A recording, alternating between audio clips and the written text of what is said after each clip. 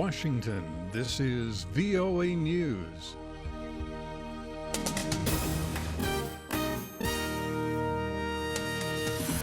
I'm Dave DeForest reporting. NATO's Secretary General says the alliance must counter a Russian military buildup.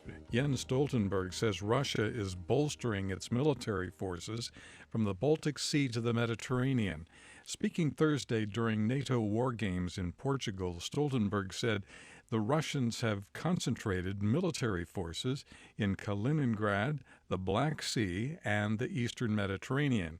He said it would give Russia control of key areas and limit access of the United States and its allies to certain regions. The question on our agenda now is how to overcome, how to deal with the increased anti-access area denial capabilities of Russia. Jens Stoltenberg, the head of Russia's Air Force, said Thursday the military has sent anti-aircraft missiles to Syria in order to protect Russian planes that have been conducting airstrikes there since the end of September. Meanwhile, U.S. Defense Department spokesman Colonel Steve Warren told reporters Wednesday that less than 10% of Russian airstrikes in Syria are targeting the Islamic State group. U.S. President Barack Obama says he thinks there is a possibility that a bomb destroyed a Russian jetliner over Egypt last week. British Prime Minister David Cameron also says it is more likely than not the plane was bombed. Cameron met in London Thursday with Egyptian President Abdel Fattah el-Sisi. Working together in the short term to meet all concerns about the security of the airport in order to enhance the safety of departing passengers. We're also committed to working together to restore normal flights in both directions as soon as possible. The Russians and the Egyptians say any theory about a bomb on the plane is nothing more than speculation. This is VOA News.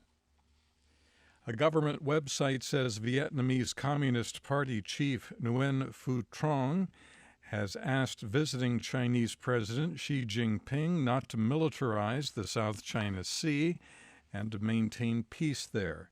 Mr. Trong held talks with Mr. Xi shortly after the Chinese leader arrived Thursday in Hanoi for a two-day visit.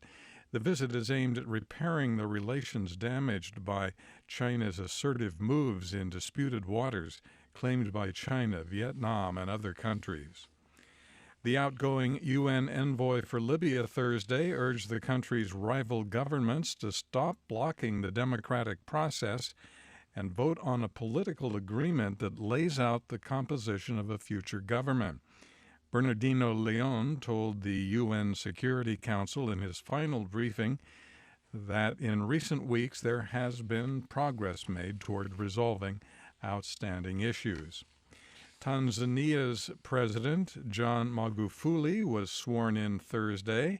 Magufuli and Tanzania's first female vice president took their oaths of office in front of a cheering crowd at Uhuru Stadium in Dar es Salaam. The outlawed Kurdistan Workers' Party, PKK, said Thursday the ceasefire it declared with Turkey ahead of the country's elections is over. In comments carried by the pro-Kurdish Firat news agency, the PKK attributed the change in policy to what it called the government's focus on war and its latest attacks. A United Nations group has accused Iraq of violating the human rights of its citizens in the name of combating acts of terrorism. Lisa Schlein reports. The UN Committee of 18 independent experts acknowledged Iraq's need to adopt measures to combat acts of terrorism.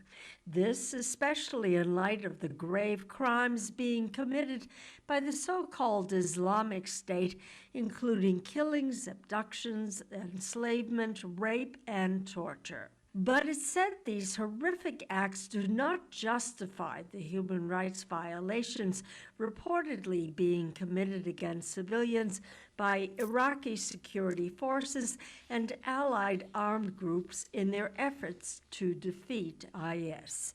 Lisa Schlein, Geneva. The international humanitarian group Doctors Without Borders says an internal review of last month's airstrikes by U.S. forces on its hospital in northern Afghanistan shows no reason why the facility should have come under attack. The organization released a report Thursday documenting the events surrounding the airstrikes. Myanmar opposition leader Aung San Suu Kyi says if her party wins election this weekend, she will take a post above that of president in order to skirt a ban on her holding office.